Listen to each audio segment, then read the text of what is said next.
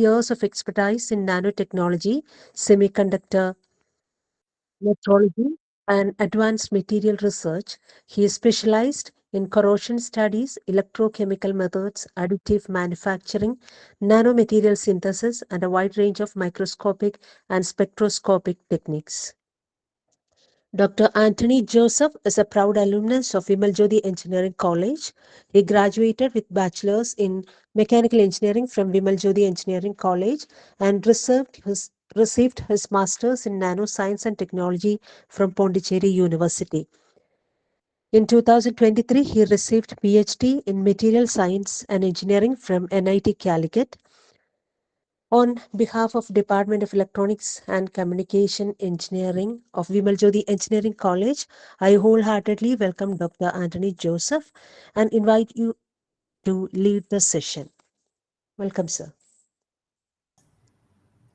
Hey, hi, am I audible? Yes, sir. Yes. Yeah. Hey, hi, Jerry ma'am. Thanks for the kind words. And good evening, one and all. Let me switch on my video. Yeah, fine. Good evening, one and all. Happy to be here uh, attending this FTP program conducted by the Electronics Department of VJAC. VJAC is I'm an alumnus of VJAC. Uh, I did my mechanical engineering from VJAC in 2015.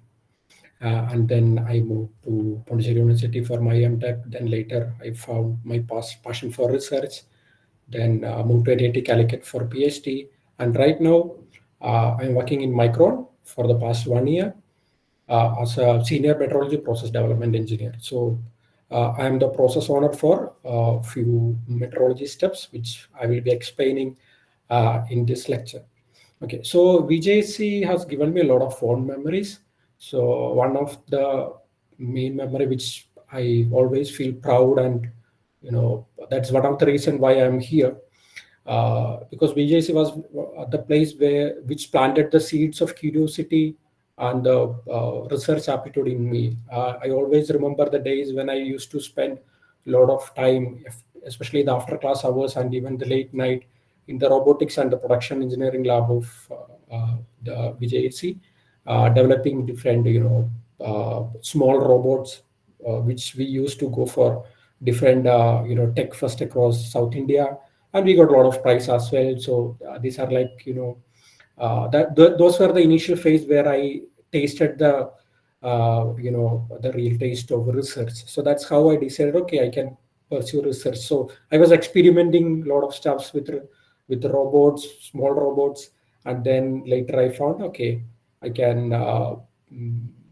research is my career, and that's how I ended up doing research. And then later in Micron, for the technology development of different memory chips. So as you all know, Micron is a memory chip manufacturer. We manufacture both memory or the DRAM, or what we call the RAM, as well as the storage chips or the SSDs or the data center storage devices. So Micron produces all these things. So mainly I am working on the storage device development side, or we call the NAND devices.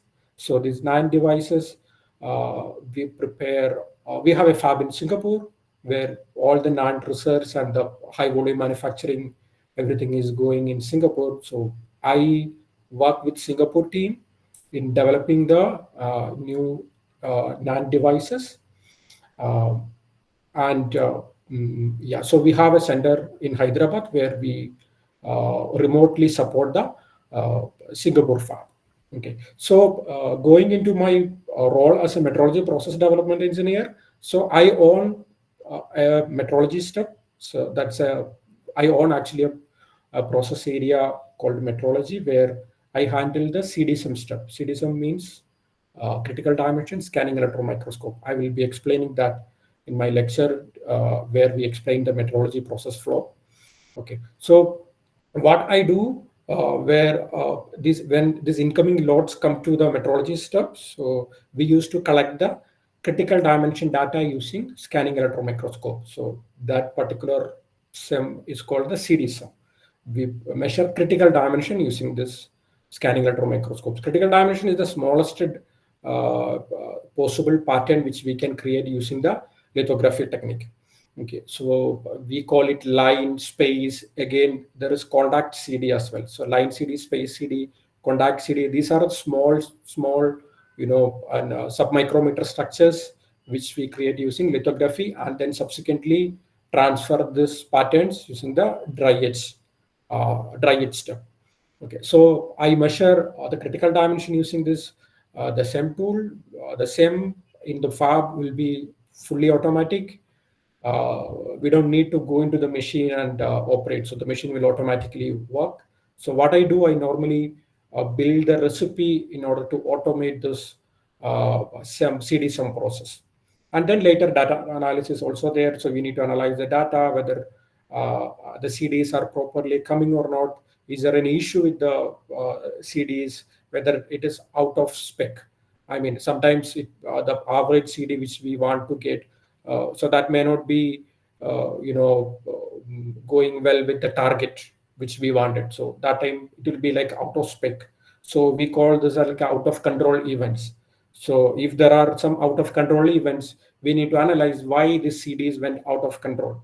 Is there any process issue or is it a metro issue? Process issue means sometimes it's a problem with the lithography process. Sometimes there will be overdosage, or even, let's say, during the dry etch process, there will be over etch or under etch, where you will be getting, like, the depth of your profile will be higher due to over etch, and then the CDs may not be within the target line, or it may go beyond the control limit.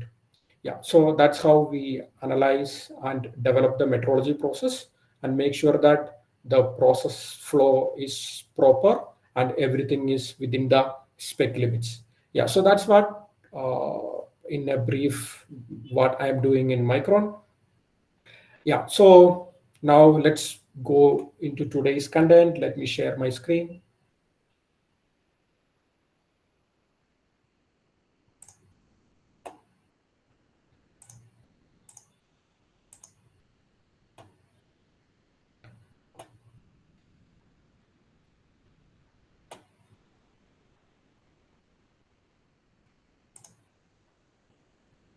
I hope my screen is visible. Yes, sir, it's visible. Is it in slideshow mode? Yeah, now it is. Okay, fine. So, welcome to my lecture on the fabrication technologies, lithography, etching, and clean room protocols.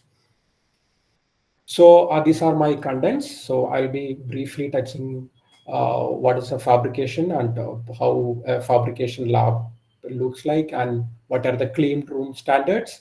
And then we will dive into the wafer processing flow. I will be explaining the processing flow by taking a CMOS transistor as an example. So we will discuss the basic CMOS process flow in this lecture.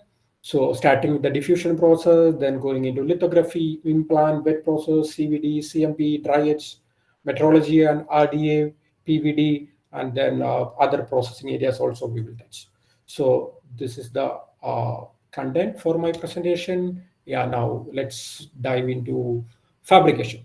So fabrication is the process of building the semiconductor chips or the building circuits on a silicon wafer in a clean room environment where all aspects of production, let's say the temperature, power, the chemistry, the moisture contamination, etc., are tightly controlled. So as I told, we do the fabrication process in a clean room environment. So we will have the silicon wafer as the uh, substrate. So mostly the fabs will purchase the silicon wafer. Yeah, some fabs used to produce the silicon wafer in their site itself, but normally other fabs uh, usually purchase the silicon wafer from the vendors.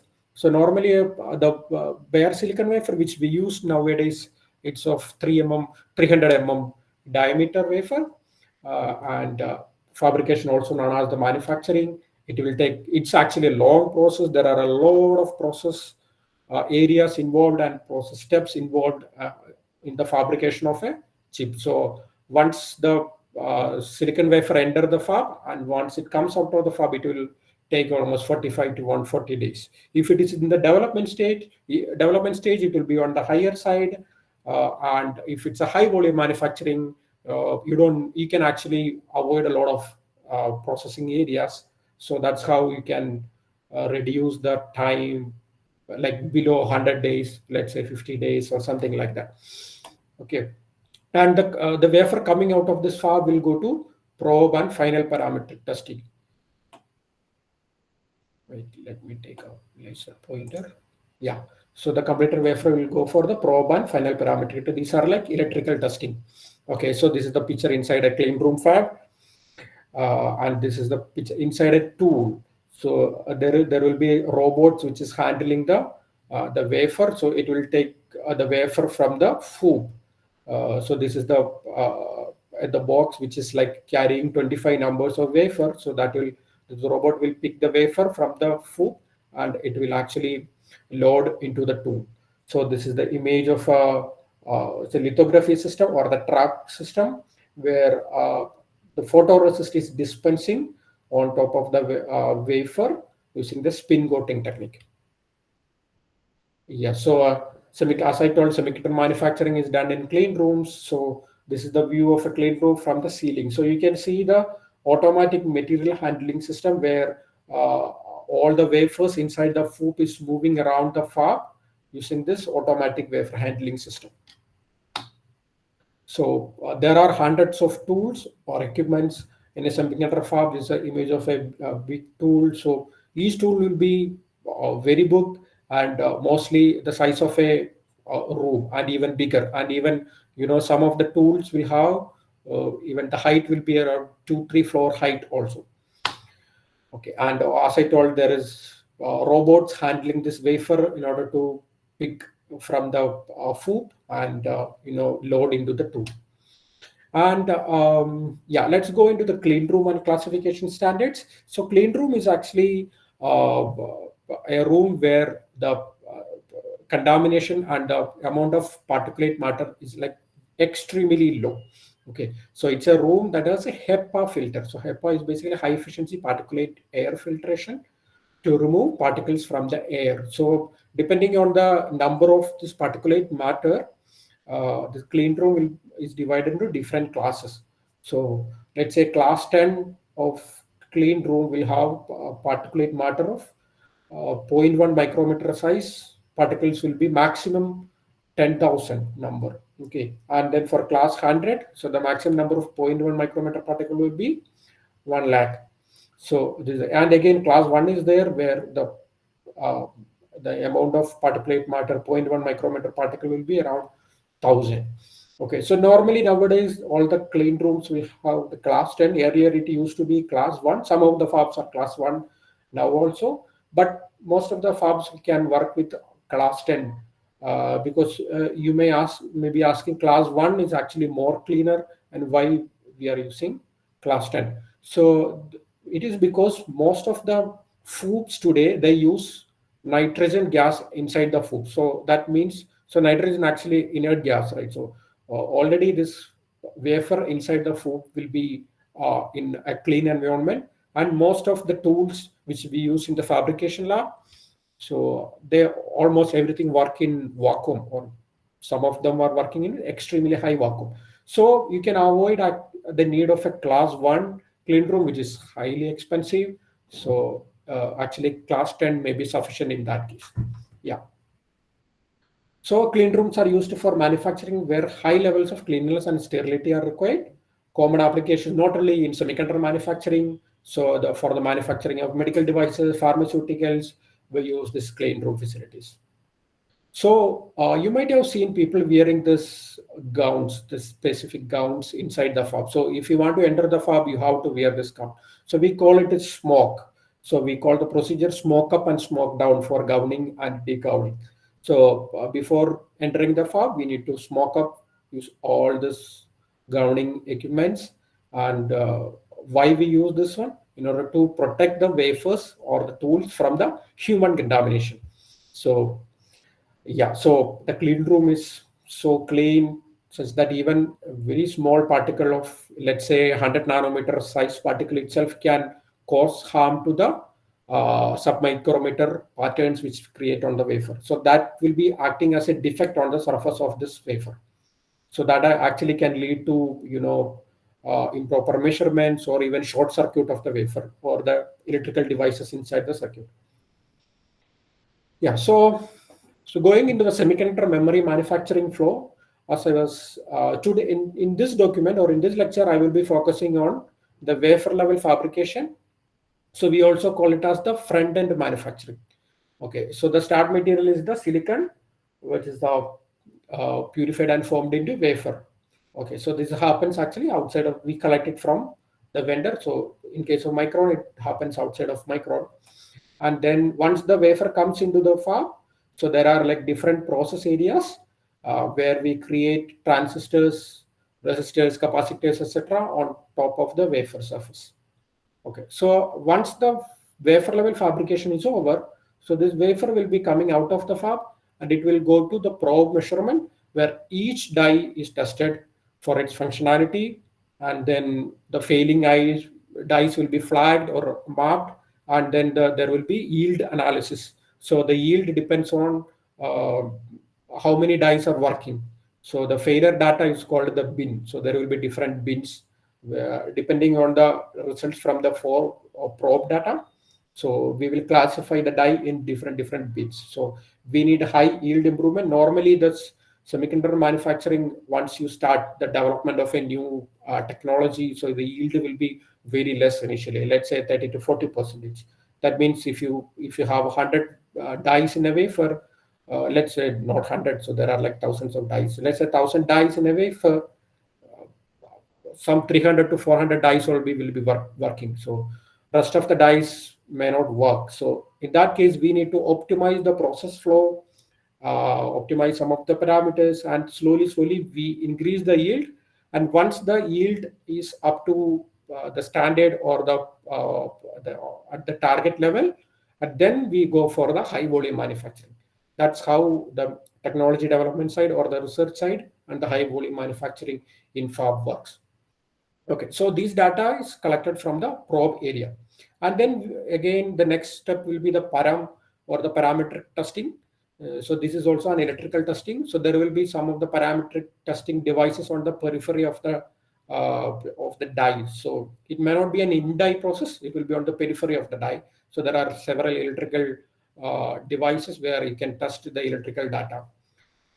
And then this will be the back end of the manufacturing, and then it will be going to the packaging session where the dies are protected using in a polymer case, and then final test and burn in where the die is tested in real conditions where we apply harsh temperature and electrical conditions.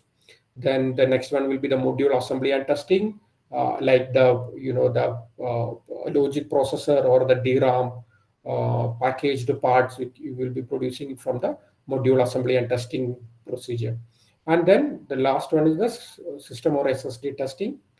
In case of Micron, for the NAND devices, it will be SSD testing. The final formed product will be testing. So this is how the semiconductor memory manufacturing flow is working. So similar to this, the logic manufacturing also works like this.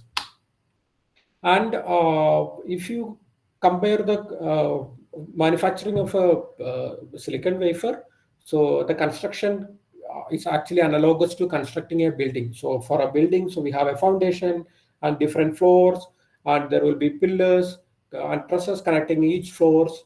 And similar to that for in a semiconductor chip, so there will be like the silicon substrate which can act as the foundation. On top of that, we create different patterns and the metal connectors, which also known as the pillars, and different layers are added using lithography and patterning and pattern transfer using the etch process. So the only difference is the construction of a building. It will be like tens of meters, and the chip. If you consider tens of meters, you can actually include billions of billions of chips in a building. That means it works in nanometer level.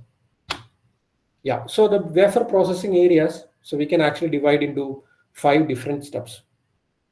So the first one will be the adding a material, and then the removing or etching out material, then creating patterns, changing electrical properties, and then measuring different properties or inspecting for defects. Let's say adding a material, so there are different process areas uh, constituting the this process, adding a material. So the first one is the diffusion area, and then CVD process. We have also known as the chemical vapor deposition, then PVD, physical vapor deposition, where we deposit metals using a physical process, and then there is a wet process, or also another electroplating. So wet process actually use it for wet etching as well, but the electroplating is also part of the wet process where we add metals using this electrodeposition technique. Yeah, so for removing or etching of material, so we have this dry etch and then wet etching comes under the wet process area, and then CMP, chemical mechanical planarization. This is actually a polishing step in order to make the surface of the wafer very smooth. And then we have the creating patterns using the photolithography technique. Then we can change the electrical properties of the wafer using adding different dopants, the N doping and P doping. So for that, we have the step called implant, ion implantation. Okay, in short, we call implant step. Okay, and then the last one is the measure or inspect. So for this one, we have this metrology step and the real-time defect analysis, or the RDA step, where uh, we actually quantify the amount of defects on the silicon substrate. Yeah, so this is a typical wafer processing flow. So we start with the wet process. So wafer will be subjected to cleaning, and then the first step will be the diffusion process, where you prepare a layer of silicon dioxide using a diffusion process, and this silicon dioxide can act as a protective layer, and then again it will go to a wet process, and then you will do the photo patterning using the lithography technique, and from photo patterning you can actually after the development of this photo pattern or the photoresist is stripped off, we can actually go to the ion implantation step, where you create you you bombard dopants with the silicon and form the N well and the P well side of the transistor. And then after the implantation, there is wet process or the clean process. Again, you can actually deposit uh, materials or the oxide material using the CVD process, and from there again it goes to, or this CVD process will constitute deposition of carbon and silicon hard mass. So after the hard mass deposition, it will go to the dry etch process. After dry etch, again there is a resist strip and hard mask layer strip that will go to the wet clean process. Again ion plant. So this actually process continues layer by layer. Each layer will have a photo mask, where using this photo mask you create patterns using the photolithography technique. So a CMOS layer will or even any semiconductor chip will consist of different number of photo patterning steps. Let's say more than 50 number of steps. Even a single CMOS device will have more than 50 number of photolithography steps or the photo mask layers. Okay. And after few layers, what will happen? So after you pattern, edge, deposit, pattern, edge, deposit, once the process continues, at one point, the surface will be really irregular. So it may not be smooth. So that time you need to planarize your surface. For that, we have this process area called a CMP. Okay, so this is how the wafer processing flow continues. You can see after each and every step there is a wet process or the cleaning process. So wet process constitute the largest part of the wafer processing flow. Again, if you can see after each step there will be a metrology and RDS step in order to measure some of the parameters. Let's say the CD or critical dimension or the thickness or the wafer profile shape or the stress inside the wafer. So all this inspection will be conducted using the metrology process. And again, there is RDA process, real-time defect analysis, where we quantify the defects on top of the surface. So wet process, metrology, and RDA actually occurs after each and every process area. Yeah. So Next, we can define a traveler. A traveler is the sequential list of every step needed to make a memory chip or a logic chip, whatever. So you can see these are the traveler step. So we have different naming convention for each and every traveler step. So that will be corresponding to each fab area. So this area actually I already discussed. These are different fab areas. Okay, each traveler step has a recipe associated with it. So we create a recipe for a particular, let's say, hard mask deposition. So this is a CVD process. Okay, so in order to deposit the hard mask, so we will actually load a recipe. So this is basically a program in order to run the CVD process. So we will load this recipe into the CVD tool, and then the CVD tool will process automatically. Yeah, so the same for the photo metrology for every step. So we have a recipe. So the recipe contains detailed instructions to process the wafer. Example, the temperature, pressure, chemicals or gases used, dilution of chemicals, amount of time.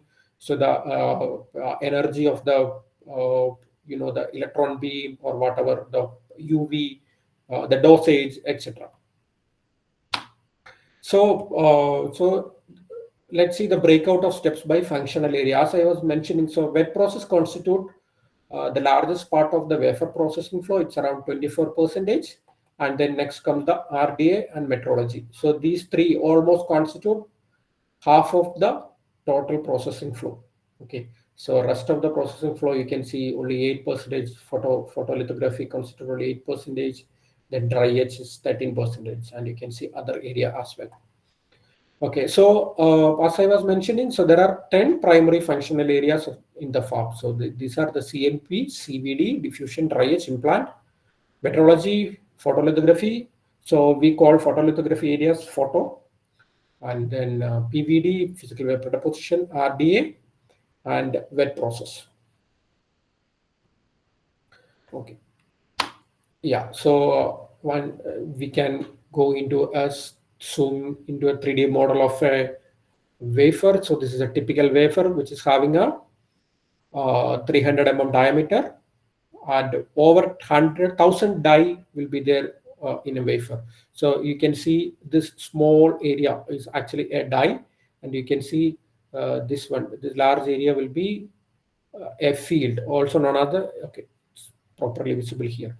So this is called a field, or also known as the reticle field, where so at one scan of the photo mask, so this many dyes will be included in a reticle field. So this is basically 1 2 3 4 1 2 3 4 5. So basically this is a 4 by 5 reticle field. So if you enlarge the die, so this is one DRAM die. From there you can see the memory bank, and then one memory bank will have different memory array, and this will be the memory array, and this will be the periphery. So this periphery will have different structures for electrical parametric device testings, as well as the some of the overlay measurements, or for, let's say, for thickness measurement there will be scatter boxes, etc. Okay, so if you see this memory array, and you can see the small section of the periphery with different devices, and yeah, this is an enlarged view of the small section of CMOS periphery. So this is basically a CMOS device. So we use different photo mask levels during the wafer processing flow. Or each photo mask level denotes a series of process. Okay, so that actually defines deposition or the fabrication of a particular device structure.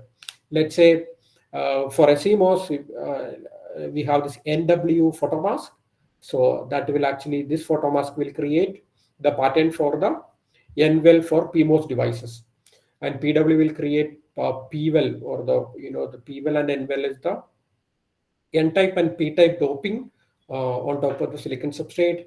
And then we have this AA. These are all alphanumeric codes which we denote for photomask. So AA denotes the active areas, and TG denotes transistor gates. So we will be using this, acronyms throughout our lecture. So take a note of this code. Okay, so TG is for the transistor gates. NA will be for N for the source bar drain for NMOS device, and PA will be source bar drain for the PMOS device. Then CN will is denoted for contacts.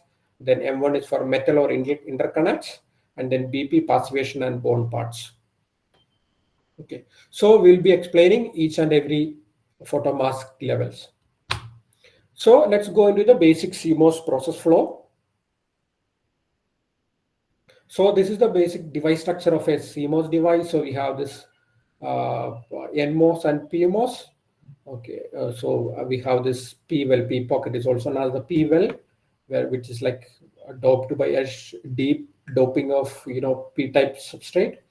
Sorry, P-type doping, and this is N-type doping. We have this for this NMOS. We have this source and drain, which is N-type doped, and then there is a shallow trench isolation or the STI. Though this is actually an insulating layer in order to electrically isolate the NMOS and PMOS. And we have this gate structure made of the polysilicon, and in between this P-well and gate structure there is a gate oxide or silicon dioxide, and we have the spacer layers in order to electrically insulate this gate structure from the metal connector used to connect to the source and drain. Okay, so these are all hollow implant, let's say different levels of doping, like high dosage and low dosage we will give for these devices. Yeah, so this is how basic CMOS structure. So we will be explaining the construction of a CMOS device using different process areas. Yeah, so as I was mentioning, the basic CMOS travel will have different steps attached to different fab areas. Let's say the nitrate deposit. So this is basically deposition of silicon nitrate. So this is a diffusion step, and then resist strip. So this can be a dry etch process. So this is basic traveler step flow which we will be following. So the wafer start with a bare silicon substrate. So the bare silicon substrate is transported to the fab using a force B. Force B is the force B. Force B is also called front opening shipping box. So basically, the wafers will be tightly packed inside this force B. So this force B is designed in such a way that it can be safely transported to the fab. And from force B, we remove the wafers from force B and we transfer it to a FOUP. FOUP is called front opening unified pot. So this will be protected in a nitrogen environment. So using the AMHs, we will transfer this FOUP across the different process areas or into different tools. Okay, and each FOUP can actually handle 25 number of wafers. Okay, so double side polished bare silicon wafers which is having a notch in order to identify the alignment. There will be a notch at one side of the wafer. It's very small. Also called the silicon substrate are received from our external supplies with 25 wafer front opening shipping boxes, force B. Okay, again, these wafers are transferred into a FOUP in which they will be reside as they move from tool to tool during their whole processing life within the fab clean room. Yeah, so these are the typical spec for a wafer, like it having thickness less than 1 mm, again diameter 300 mm, then resistivity. Yeah, so this is not a pure silicon. It's like lightly doped by boron or the P type. Yeah, so 300 mm means it's size of a record for a record. Yeah, so how much size a typical a pattern in an IC chip will be? So let's see a human hair. So human hair will have a thickness of around 60 micrometer, and it may range from 40 to 120 micrometer. So this is a human hair. If you zoom in, you can see still these structures are even smaller than this human hair. So this is basically a SEM image, scanning electron microscopy image. Again, we zoom in. Yeah, so this is basically 60 micrometer. This is a die, the image of a SEM image of a die structure. So this is how small it is. So this is 60 micrometer. Even smaller patterns you can see. So this is basically nanometer level patterns. Yeah. So we start our fabrication starting from the bare silicon. The first step is the pad oxide growth. So that is done using the diffusion step. Okay. So in the diffusion area, a thin film of silicon dioxide, also known as the pad oxide, is grown on the surface of the wafer to protect the silicon substrate from surface damage during the implant step and to keep the surface clean and free from defects. So basically, it's a protective layer from implant as well as the contaminants and defects. Okay, so in the wafer processing flow, we usually define silicon dioxide as oxide, and this is an insulator, and again, it's very good dielectric also. Okay, so this layer is also called as a pad oxide, so very thin layer, typically around 10 to 20 nanometer. So this is done using the diffusion step. So we will see what a diffusion step is. So diffusion step, also known as the oxidation step, where we create oxides of silicon or even other materials by consuming the silicon. Okay, so here you can see this is a bare silicon substrate, and once we expose the silicon into oxygen, and at high temperature, so this oxygen molecules can diffuse into the silicon substrate, and it can actually consume the silicon and form silicon dioxide. So the original height of the silicon was this much, and once the silicon was consumed, the SiO2 thickness is this much. You can see it's already consumed the silicon. Okay, so this is how a diffusion process is done. So there will be a diffusion chamber. So the diffusion chamber, you can actually keep multiple number of wafers in a stacked manner, and at high temperature and with the supply of oxygen.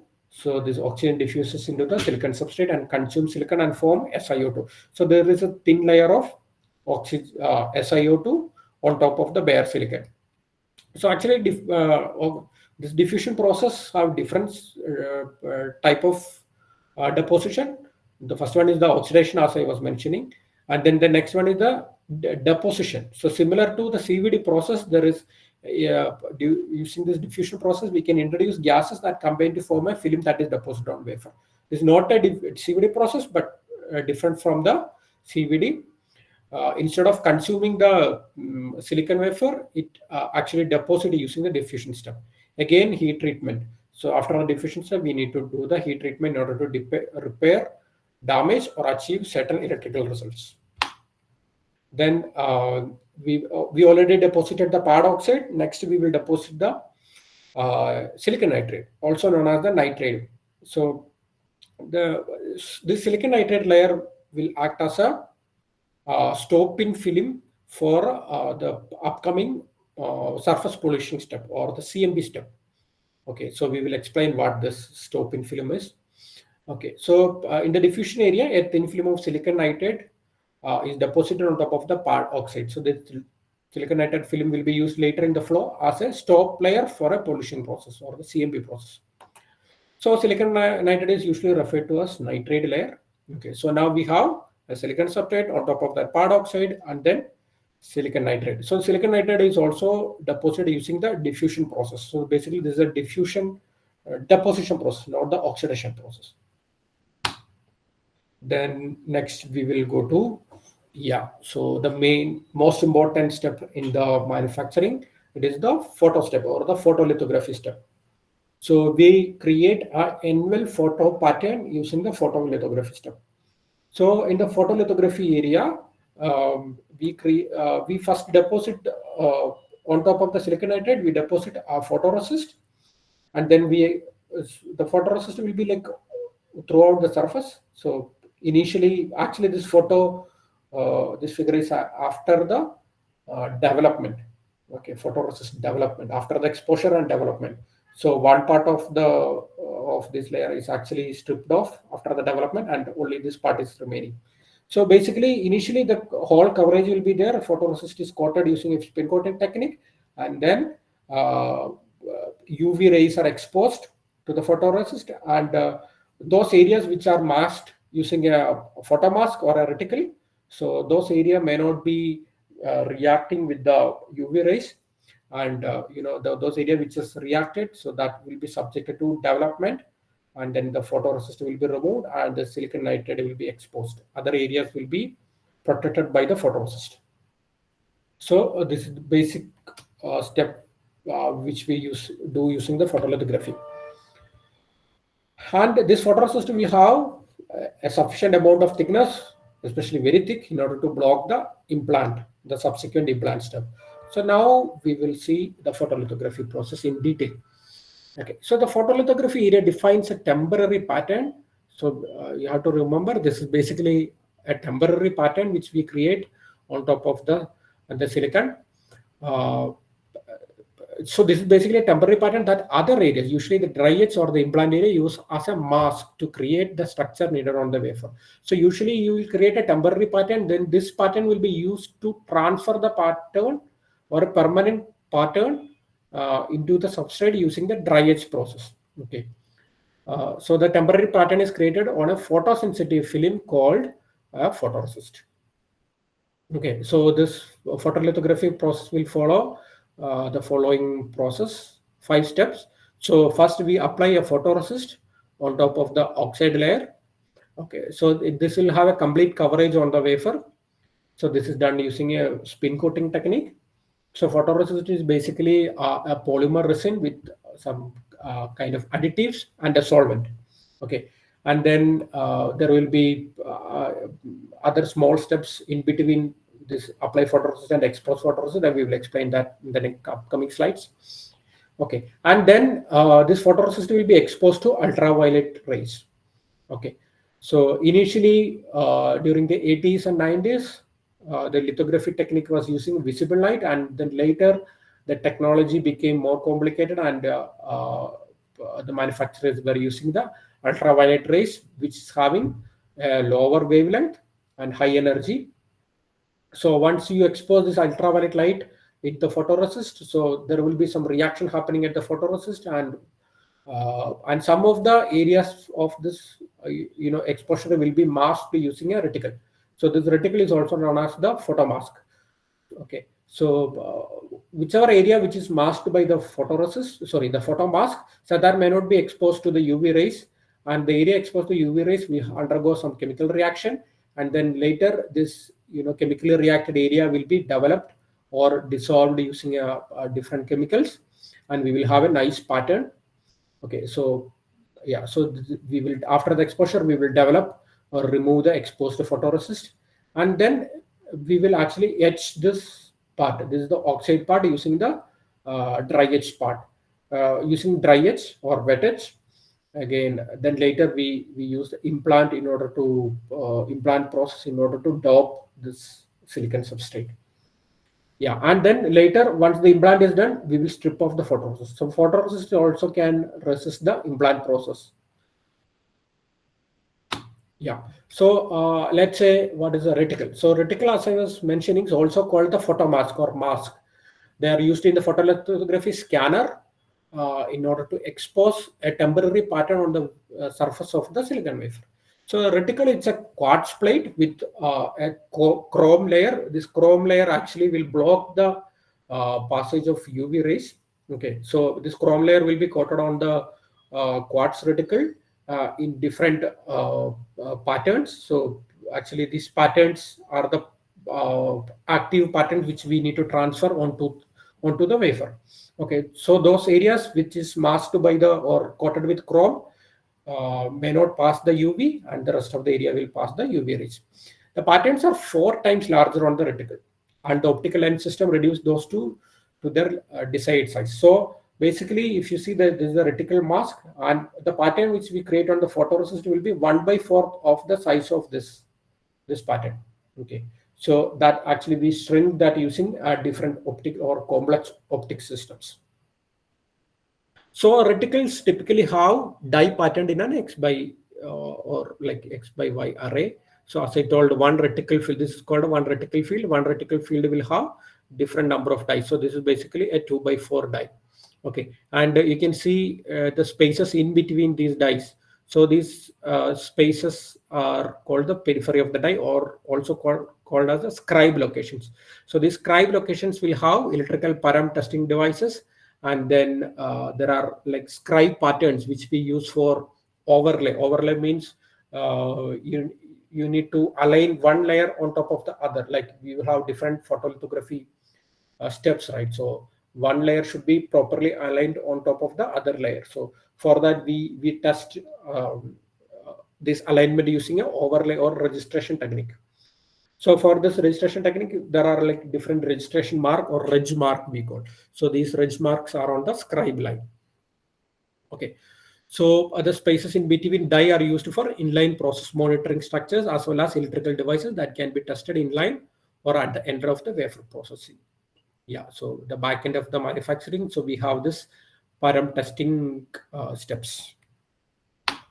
Yeah, so as you all know, the key to Moore's law is making smaller transistors. So increasing the density of the chips, like including more and more number of transistors in a small volume or in a small area. So this is the first first IC which was formed on top of a silicon wafer, which is having the size of a fingernail, and now we can actually include a billion of transistors of in this size actually. So the size of the transistor is keeping shrinking. So the key to shrinking the transistor size is developing a advanced lithography systems. So lithography is critical for shrinking the transistors.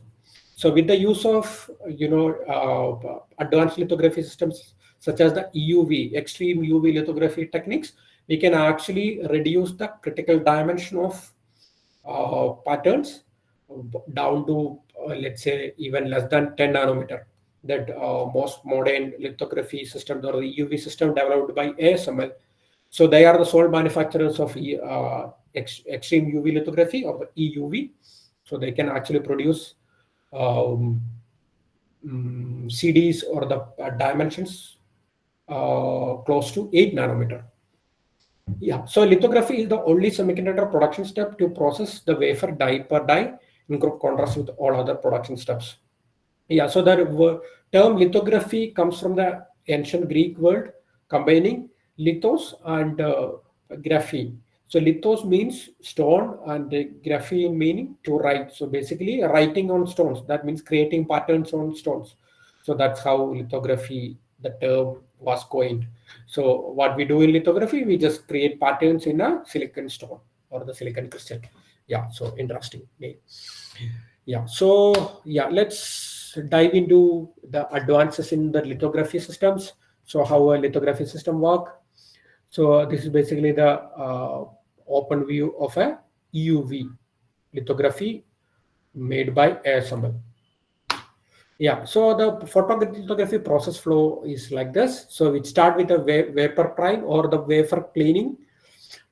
So in order for the lithography or in order to coat the photoresist on top of the silicon wafer, so the surface should be hydrophobic. So it should not have less, it should have less affinity towards water. So that's what we called hydrophobic. So for that, we treat the silicon surface using an HMDS gas, hexamethyl disilazine gas. So we expose this wafer surface to HMDS, and it actually can become hydrophobic. So this hydrophobic surface will be coated with the photoresist using a spin coating technique. So this photoresist will have a solvent and a polymer resin and some other additives as well. So once the spin coating technique is done, we will subject it to a soft bake. So basically, it's heating the wafer, and so that can actually result in removal of solvents. So this soft bake is important. So after that, this photoresist become dried and it becomes hard. And after the soft bake process, we will have the exposure. First, we will align uh, this silicon wafer into the scanner tool or the photolithography tool. The exposure part of the photolithography tool is also known as the scanner. Okay, so we will expose the this wafer for UV light using a photomask will be there where the required area will be masked. And after the exposure, next step will be post exposure bake. So this is a very important step. So after this step, the post exposure bake, what happens after the exposure step? So the photoresist is initially an alkali insoluble photoresist. So once it exposes the UV light or the energy, photon energy, what happens? So this energy can transform this alkali insoluble resist into a photo acid, so having H plus ions. So this photo acid after the post exposure bake. So what happens? This photo acid will convert to a alkali soluble resist. Okay, initially it was an alkali insoluble one. Then with the exposure to the UV rate, it generated photo acids having H plus ions, and then this photo acids after the post exposure bake, it became alkali soluble. And then this alkali soluble part or the exposed part of this patterned surface can be subjected to development stage. So using a solvent, we remove this exposed area. So this alkali soluble region will be removed, and only this masked region will be remaining. The masked photoresist region will be remaining. So after that, there is a post development bake. So again, this is a heating process where the photoresist become hard and ready for the next implant step. And then there will be optical inspection, and then the overlay corrections, or all the subsequent metrology steps will be followed. And then how the lithography technique is aligned with the other wafer fabrication flow. So this is the scanner where we expose the wafer, and then after the development and baking, it will go to the etching step. Again, the ion implantation will be there. Again, after the ion implantation, the removing the photoresist, again it will be processed. Again, deposition. Again, the next layer will be coated. For that, again photoresist coating, again exposed. So so this is the overall process flow. Before the exposure, there will be computational lithography technique and optical proximity correction will be done for the scanner. And then after the lithography technique, there will be yield star. This is for the overlay or registration measurement. As I told, this is for aligning one layer on top of the other. Then E-beam technique. This is a micro inspection technique. This is basically a scanning electron microscopy technique where we inspect the surface of the wafer in order to identify defects. Yeah, so this is a slide from ASML showing the system complexity over the years. So how they have advanced the lithography techniques over the years. So during the 80s and 90s, so basically visible light was using, so 365 nanometer. And then during the 90s, so they moved to the 193 nanometer light. So basically that is deep UV. And then during the 2000s, so they actually went to the limit of the DUV, deep UV lithography. So they were using the immersion lithography technique in order to increase the resolution of the patterns. And then in 2010s and 20s, there comes the extreme UV lithography. Initially, this was the first UV machine was launched in 2010 by ASML. ASML is the only manufacturer of the UV machine, and UV machines are the most complex, highly sophisticated machines on the planet. Yeah, so how this key innovation in the wavelength change came. So now the UV machine is using an ultraviolet ray, which is having a 13.5 nanometer wavelength. Okay, so till then, the ASML was using the deep UV systems with the 193 nanometer using immersion lithography technique. So I can explain what is an immersion lithography technique. So immersion lithography or the immersion technique was used in order to improve the resolution. So we have the Rayleigh criteria where it says that in order to improve the resolution, or the resolution is directly proportional to the wavelength of the light and inversely proportional to the numerical aperture. So R is defined by R is equal to K lambda by NA. So K is basically a constant. So basically R reduces means the resolution increases, right? So in order to improve the resolution, you need to reduce the wavelength. So how less you can reduce? Actually, you can go only till UV. So up to X-ray you cannot go because you cannot focus X-ray.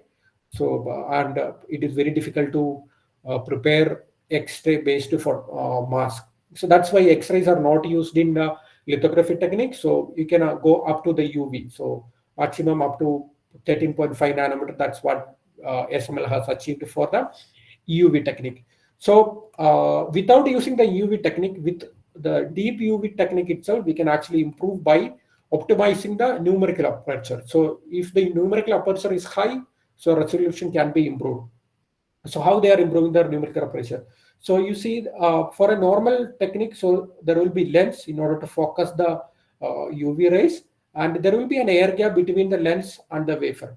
So what ASML, or not only ASML, other lithography manufacturers, what they did, so they made a layer of water in between this lens and this wafer. So this layer of water, so water will have a higher refractive index. Higher refractive index will result in higher numerical aperture. That's how they achieved this, higher resolution by increasing the numerical aperture. So till 2010, this immersion technology was using in deep UV techniques. Yeah, so this is how the ASML's UV journey is. So in order to reduce the size of the smallest feature that can be printed, or known as the critical dimension, so there are two main knobs we can turn. So one is the wavelength of the light, the lambda, and then next one is the numerical aperture.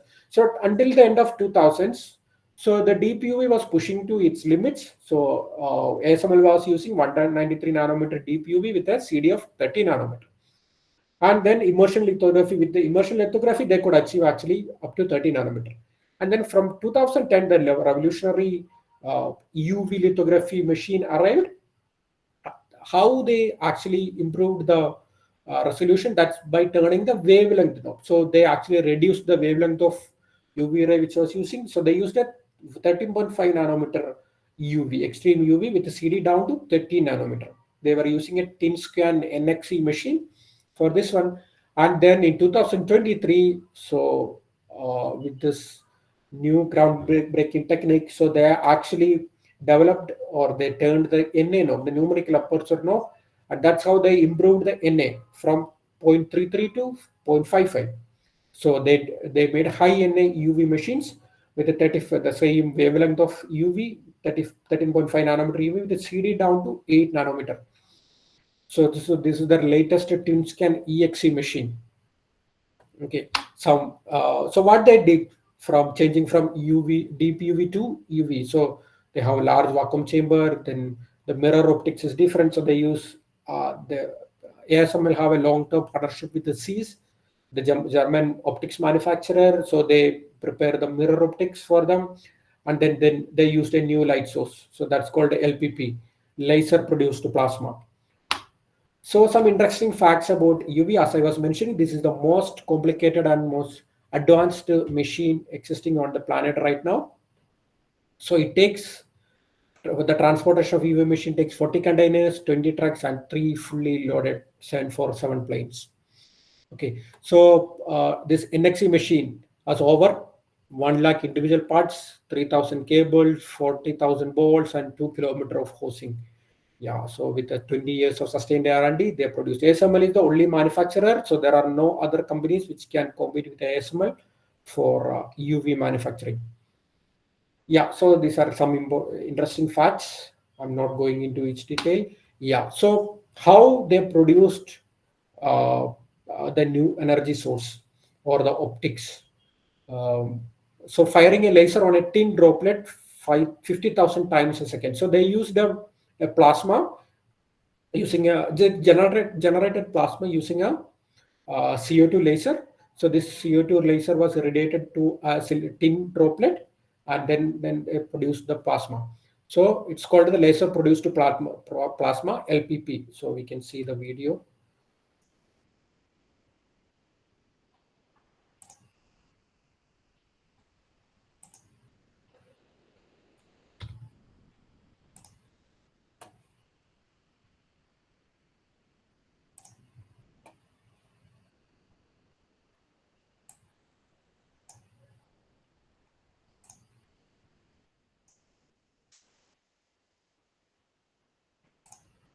Just a minute.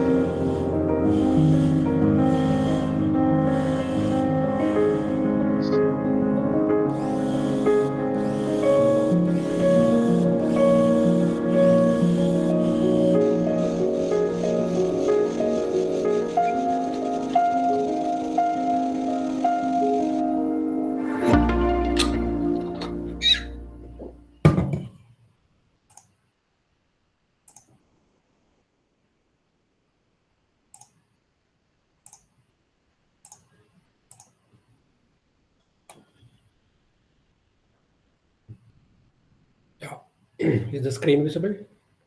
Yeah, I hope yes. Yeah. Yeah, so that's about the ASML, how the plasma LPP is produced. Now,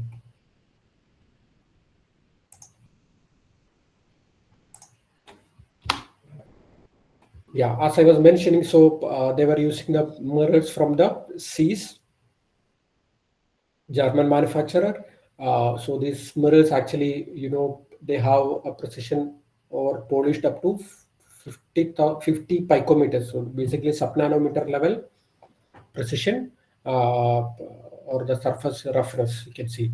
But if you blown up to the size of Germany, the biggest difference in height would be the less than a millimeter. So that much smooth is this mirrors produced by the C's. Yeah. So as I was mentioning, so UV is the most complex lithography technique available in the market right now. So produced by ASML, and ASML is the only manufacturer. So, but the problem is a lot of fabs cannot afford the ASML UV. So these tools are extremely expensive and highly complex and geographically restricted. Yeah, so geographically restricted. So the thing is, US and Netherlands, basically ASML is a Netherlands manufacturer. So US and Netherlands have imposed export restrictions over China for this ASML EUV machines. So they can actually export DUV, but not the EUV to China. So many companies, especially the Chinese companies, uh, uh, and except the few leading fabs, still depend on the 193 nanometer deep UV systems. So to push DUV beyond its theoretical diffraction limit, fabs use a combination of clever optical, chemical, and process integration tricks. Some of the tricks are there. With the DUV itself, you can actually create even sub nanometer, or like not sub nanometer, close to UV limit, or at least the what we use, the NXE machines use. They were using around 30 nanometer. So 10 to 20 nanometer CDs can be actually formed using the deep UV technique itself without the need of ASML UV. So what are the different techniques? There is a pitch doubling technique via multiple patterning. So this is an image showing the pitch doubling and other techniques. I can simply quickly explain this technique. So first they will form a pattern using the litho technique, and then they will expose or etch that pattern onto the silicon wafer.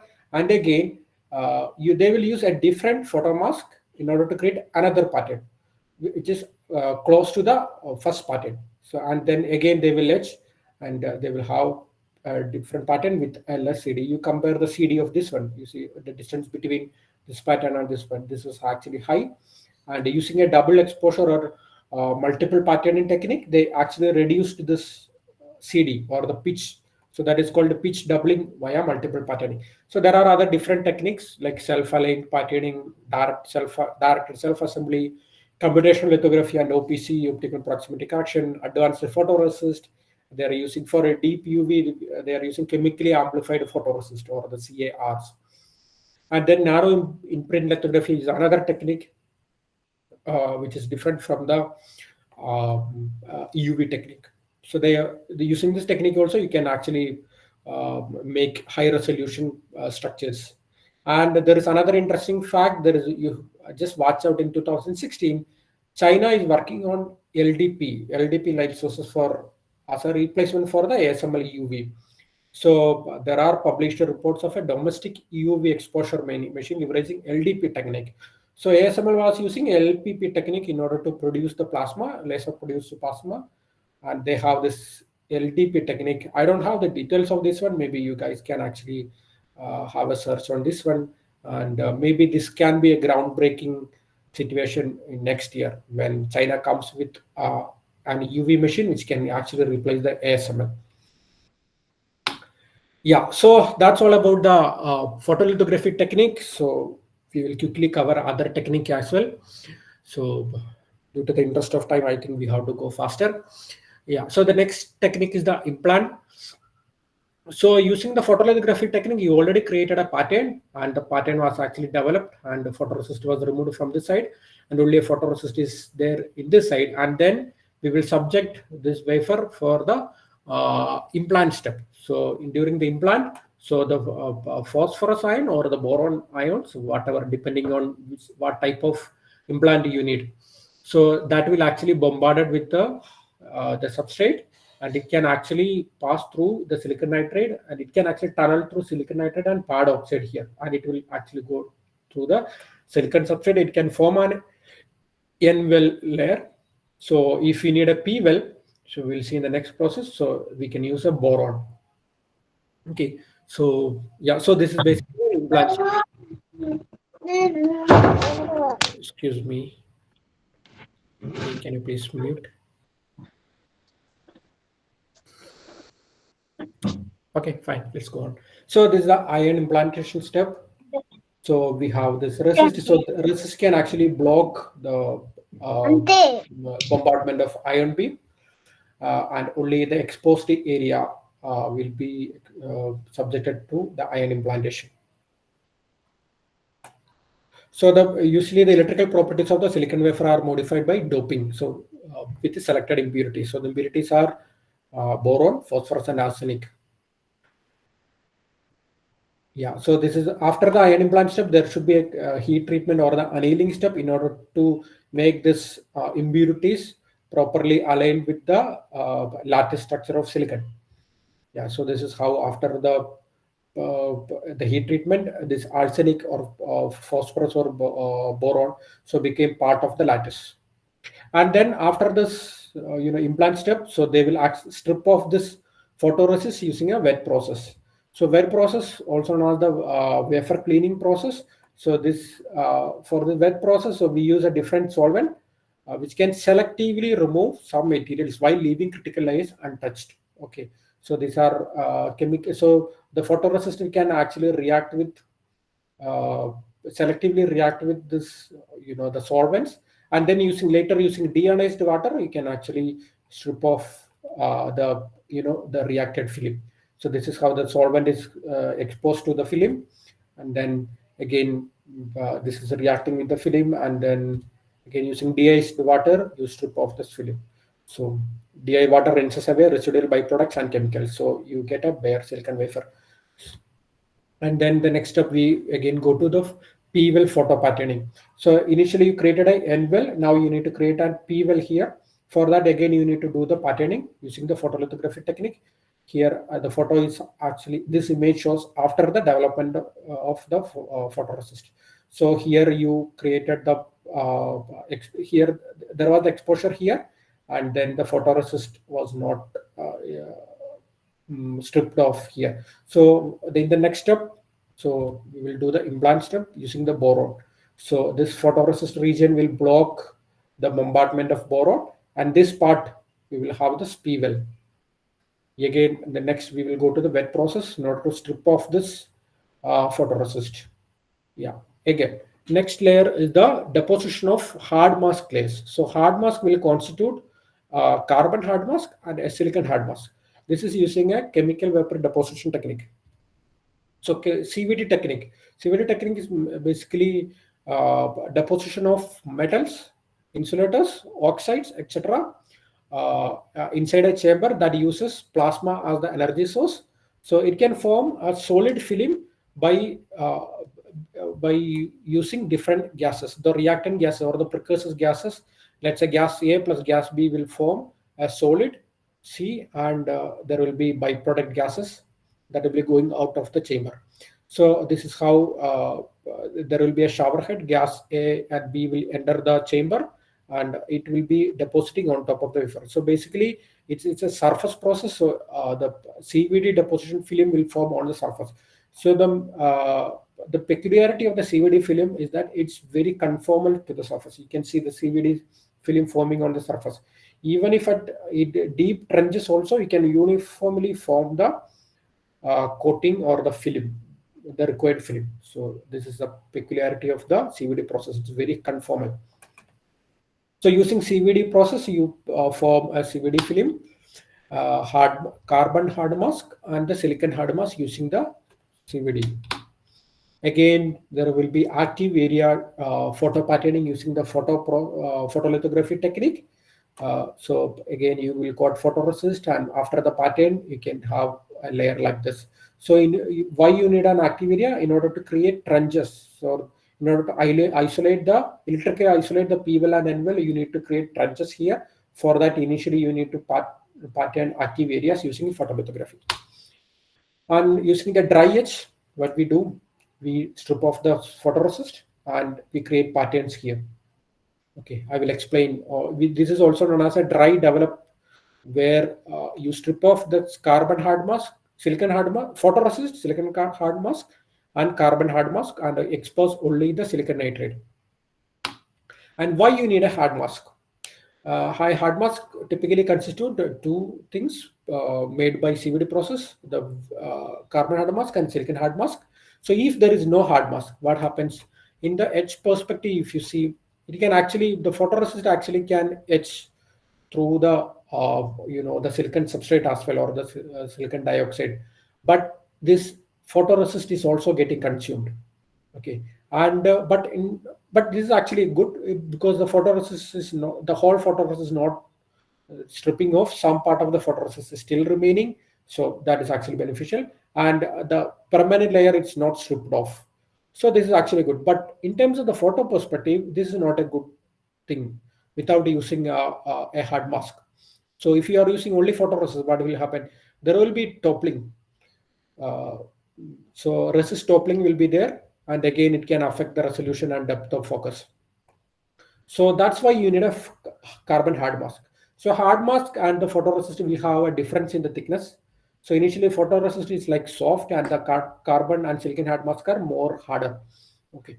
So in the hard mask perspective, if you see, if you use the dry etch, so you have this photoresist, so that all the whole photoresist will be stripped off after the dry etch, and then some part of the hard mask will be remaining after the dry etch process.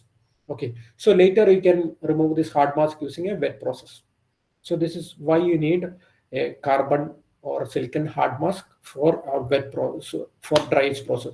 So the dry etch process, what it typically does, so it uses plasma. That's why we use plasma, or the ionized gases. So that's what plasma is. So we use ionized gases in order to etch away photoresist at hard mask layer. You can actually etch away the silicon substrate as well. Okay, so the difference between the wet etch and dry etch, the main difference is in the isotropicity. So wet etch actually, it can actually uniformly etch away in different direction, but for dry etch it's highly anisotropic. So it can actually vertically etch away, and you can have a good vertical film, and this kind of at the bottom of the resist is not etched away. In case of wet etch, this is getting etched away because this is isotropic. For dry etch, we can have vertical high aspect ratio structures or trenches. Yeah, so this is the dry etch before and after. In dry etch, the resist and as well as the hard mask layer both are removed. So this hard mask layer can be removed using a wet clean process. Yeah, so again, after the first dry etch, again one more dry etch we do in order to create a pattern for the STA layer. STA is also known as the shallow trench isolation. So using this shallow trench, we actually isolate the P well from N well. So we will again deposit oxides on top of this. So this is using the dry etch technique. So can you tell what do you think is the next traveler step? So you have a carbon hard mask layer remaining. Again, so you need to strip off this one. So the resist or the carbon hard mask stripping will be the next layer. So it's a wet process, resist strip. So only silicon nitride will be exposed. And in between, we will go to the metrology step. So this metrology step will come after this photolithography as well as the dry etch step. Using the metrology step, they take measurements that evaluate the results of process operations. Okay, examples of measurements are film thickness. So film thickness, how we measure film thickness after the CMP process or after the CVD process in order to measure the thickness. And critical dimensions. So critical dimensions you need to measure after the photo step and the dry etch step. Lithography overlay means if you deposit one layer on top of the other, you need to make sure that both layers are aligned on top of each other. If there is a small shift in the alignment, that will actually result in uh, instances such as short circuit. Okay, in order to avoid that, you need to align it properly. If there is an alignment, if you could identify an alignment difference using this overlay or the registration technique, and then what will happen, so this layer will be, or the photo I mean the wafer will be subjected to rework. So they will strip off the photoresist and again they will do the photo patterning. Okay, so this is basically an image of a cross-sectional image of uh, the pattern. So these are the CDs. You can see these are line and space structures, and this is the trench depth. So these all things we can actually measure using a SEM image scanning electron microscope, or we call CD SEM, critical dimension scanning electron microscope. So this is a reflectometry film thickness measurement system which we use for the after the CVD and CMB measurement. Then there is a real-time defect analysis, RDA. So these kind of defects will be there on top of the wafer. So these defects can be quantified using the RDA technique. Mostly it will be physical defects. And this is a defect count. You can see these initial part of this defect count, these are neglected, and there is a process flow, and this process flow has resulted in high defect count. So this actually will result in less yield after the probe measurement. It will result in less yield. It can actually lead to let's say short circuit, etc. So this is edge shading. You can see that the edges, you can see the uh, defects concentrated. That's why at the edge of the wafer it's difficult to get good yield because of the amount of high defects. So the next step is the STI oxide deposit. So in the previous step, what we did, we have prepared an STI trench using the dry etch technique, and this trench will be deposited, the oxides will be deposited using the CVD technique. So you can see this surface is not flat enough. So why you need a thicker resist here? So you need to fill this one, right? So you can have a thinner oxide deposit as well. Why you need a thicker resist? Because you use a CVD technique. So CVD, as I was telling, it's a conformal technique where in narrow trenches it can actually fill easily. But you see this kind of wide trenches. Okay, so since it is very conformal, you need more and more layers of oxides in order to fully cover this region. We can see this is a wide region, and it requires more amount of thickness in order to cover this region. At the same time, it the result in a irregular surface profile. So in order to make it smooth, we use the next step, the chemical mechanical planarization, or the CMB technique. So what we do in CMB technique, we used to uh, smoothen the layer or remove the oxide layer, and only the silicon nitride will be exposed. So this is basically a stop layer. Okay, the next slide we can show you. Yeah, so this is a chemical vapor mechanical planarization for the CMP process. CMP process will have a pad. So on this pad, the wafer will be like facing upside down, and the wafer will be rubbing off this pad. This pad will be rotating, and on top of the pad, we will just pour a slurry. The slurry will have a solvent and some additives. So that additives are mainly abrasive particles, and then this is basically a polishing process where you strip off the oxide film or the surface film, and this irregular surface became smooth. And here there will be a stop film, so that is basically the nitride film. Once you see the nitride film, so there will be sensors in order to detect the nitride film, so that these sensors will detect the optical properties or the hardness of this nitride layer, and thus it can actually stop the CMB process. Again, there is stop on film that's using the nitride, and there is stop in film where this is a timed process where you can stop the CMB process after some time. So in that way, you can actually protect the oxide on top of this oxide layer, I mean silicon layer. Then the next one will be the STI nitride wet. It's a wet process where you strip off the silicon nitride. Okay, so using a wet cleaning process. So your P well, N well, and the STA layer, all these layers are exposed right now. So then we have this diffusion layer where we grow the gate oxide. So gate oxide is a very important component of the CMOS device, where you electrically insulate the polysilicon gate from the P well or the N well silicon. So we have this gate oxide growth using the diffusion technique. And then polysilicon deposition or the gate polysilicon. Polysilicon also known as the polycrystalline silicon, using this again using the CVD technique. So depending on the PMOS or NMOS side, so this will be like P type or N type doped polysilicon depositing on top of the gate oxide. And then the next step will be the gate metal deposit. On top of the gate polysilicon, we deposit the gate metal using the physical vapor deposition technique. So this is another area where we deposit metal using a physical PVD technique. So PVD technique, as the name suggests, so this is basically uh, you vaporize the metal target. So there is a solid metal target. So you bombard this metal target using an ion.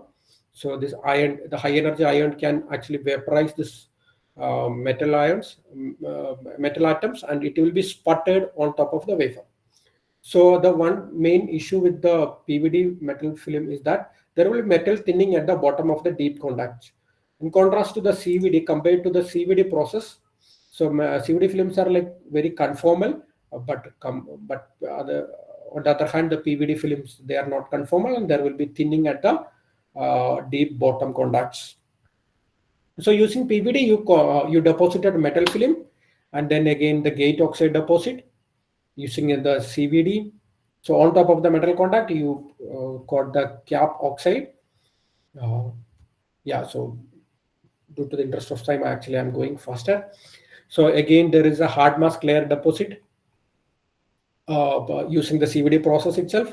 Again, photo patterning in order to pattern the hard mask layer. And again, the next layer, subsequent layers will be the dry etch for removing the hard mask.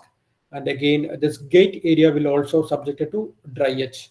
And you will form a structure like this.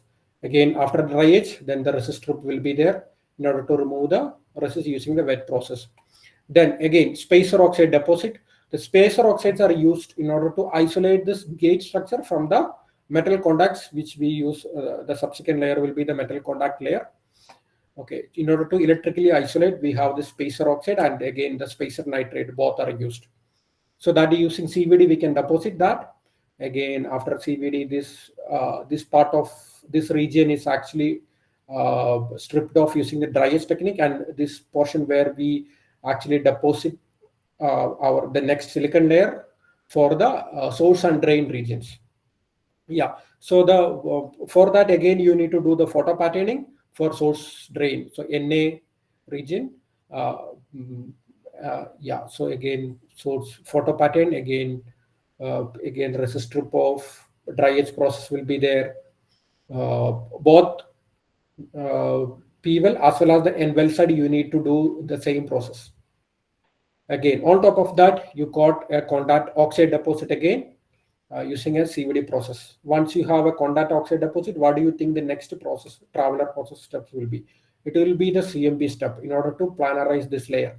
So now you have a stop in film. So you don't have a silicon nitride for a stop on film. So it's a timed process which uses stop in film, and the CMB process stop in between. Still you have a CN contact oxide here. Again, hard mask layer. Now you are going to deposit. You are going to pattern electrical or the metal contacts. These are like deep trenches. So that using photo pattern, you need to pattern that. Again, using dry etch, you can form these deep trenches extending to the source and drain regions. Okay, so this is the contactable. Again, you will deposit the metal deposit using the CVD process. Again, CMB, in order to you deposit metal and there is excess metal here, you need to use the CMB process using a and in order to planarize this one, and then this will be stripped off. Then the next will be the metal oxide deposit using the again CVD process. Again, hard mask layer. Again, you create photo metal one pattern. On top of that, yeah, after the hard mask, you subject them to dry etch, then resist strip, and then again use deposit a metal on top of that. So this metal is using a wet process. So initially we were using PVD and CVD process. Here we use the wet process. So the wet process is the electroplating technique where you deposit Cu ions using from a copper sulfate bath on top of the, these are tungsten contacts, and on top of that you deposit the Cu metal deposit using the electroplating or electrodepositing technique. Then again metal CMP in order to surface polish. And these are like, now you can see there is a metal, there is a Cu pattern, there is a Cu patterning without the use of photolithographic technique. That is called, this metal patterning is called a damascene layer. Yeah. So the last step in the CMOS traveler step will be the passivation deposit, or the using the CVD process. So basically you protect your, the CMOS circuit from external contamination or damage, or deposition of some of the defects. For that you deposit a nitride layer using the CVD process. Yeah. So these are all the basic CMOS traveler flow. These are some of the key terminologies we were using in this process flow. Yeah, I'm just quickly going through this. Yeah, so that's all from my presentation today. I hope you got at least some idea about the process flow. I know I was like a little bit fast towards the end, but these are all the process areas repeating. So you got a basic idea of the basic process flow, right? So again, this is just a CMOS layer. On top of that, there is like there is array layers coming, a lot of deep trenches of metal contacts are coming. Again, for the logic gates, for memories, we have this capacitor on top of the CMOS. So a lot of other structures are coming. And again, for the 3D, if you consider 3D NAND construction, there will be word line, bit lines, everything will be again added on top of this. Yeah, so that's how a normal semiconductor process flow works. So if you want the slide, so you can go to Educator Hub, Micron Educator Hub. There, this my introduction to nano fabrication, or the fabricate memory manufacturing is available. The slide is available, and a lot of other steps are also available, where which we can get an idea of how a memory fabrication process goes. The basic device physics is also there. Okay, so yeah, that's all from my side today. Yeah, any questions? Yeah, thank you very much for the good presentation. I am audible. Am I audible? Yes, you're audible. Yeah, thank you, Yeah, Ramakrishna. yeah. But my question is this: the Muri law, about the Muri law, in Yeah, future it will be break or not? it will First be. question: break or not? Yeah, it will be continue after 2025, after Yes, 2030. yes. So that's how the history was, and I expect that this will be continued. But still, we have a lot of limitations, especially on the wavelength side. So we cannot go to the X-ray in order to reduce the size of the transistor, right? So yeah, obviously, everybody predicts that this Moore's law will be continued. Okay, yeah. Next question is you saw in the slide that is the billions of the transistor may be possible in the future. So we can choose the one by one transistor to use in the devices. I didn't get your question.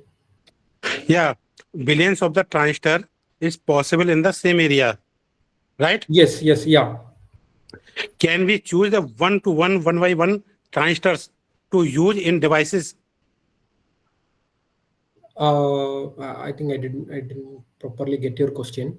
Uh, One to one. Basically, so many billions of the transistor available in the same area. Can we choose or maybe cut one by one transistors from the wafer and use in the devices? Actually, it is possible. You see, we have different techniques called focused ion beam lithography, even TEM techniques. You can actually strip off a small region from the cross section of a transistor. So this is actually possible. Okay, okay. Thank you very much. Thanks a Yeah, lot. yeah. Okay, thank you.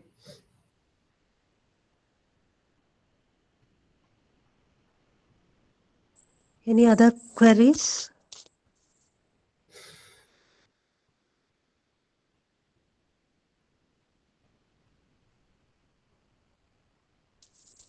Okay, I think we can wind up the session. So I sincerely thank Dr. Anthony and esteemed alumnus of Vimal Jyoti Engineering College for delivering an insightful and engaging session as part of our faculty development program. It was such a pleasure to have one of our own alumnus share such an impactful talk reflecting the excellence and spirit of Vimal Jyoti. Thank you, Anthony, and Yeah, thank you thank all you. Thank you all. participants. Thank you so much. Thank you. Yeah, fine. Thank you.